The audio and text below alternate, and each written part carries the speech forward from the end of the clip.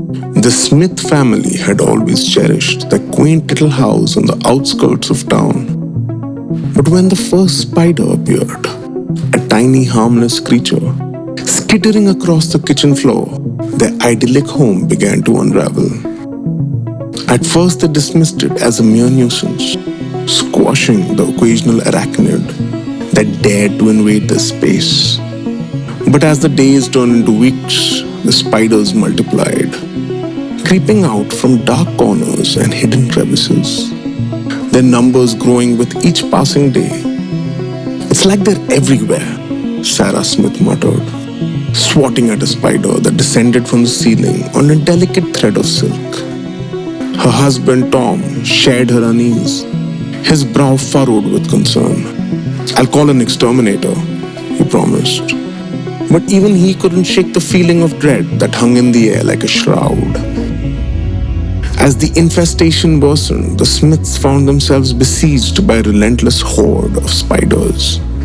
They scuttled across the walls, their clicking legs echoing through the empty rooms of the house, their webs stretching across every surface like a sinister tapestry. "It's like they're trying to take over," their teenage daughter, Emily, whispered, her voice trembling with fear. And then, on the final day, the Smiths came face to face with the true horror that lurked within their home. As they descended into the basement in search of refuge, they stumbled upon a grotesque sight: a monstrous spider, its bloated body pulsating with malevolent intent, its 8 eyes gleaming with hunger. "It's the mother," Tom gasped, his voice barely a whisper as he stared into the abyss of the creature's gaze. With a sickening realization, the Smiths understood the true nature of their ordeal. The spiders that had infested their home were not mere pests.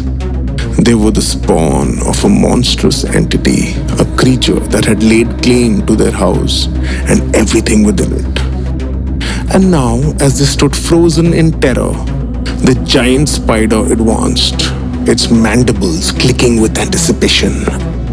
With nowhere to run and no hope of escape, the Smiths found themselves ensnared in a nightmare from which there could be no awakening. The giant spider descended upon them with terrifying speed, its enormous legs wrapping around them like a vice, pinning them to the cold concrete floor of the basement. Sarah screamed as the creature's fangs sank into her flesh, injecting her with a paralyzing venom that left her helpless and immobile. One by one, the Smiths were cocooned in thick, sticky webs of silk, their bodies wrapped tightly as the creature prepared its feast.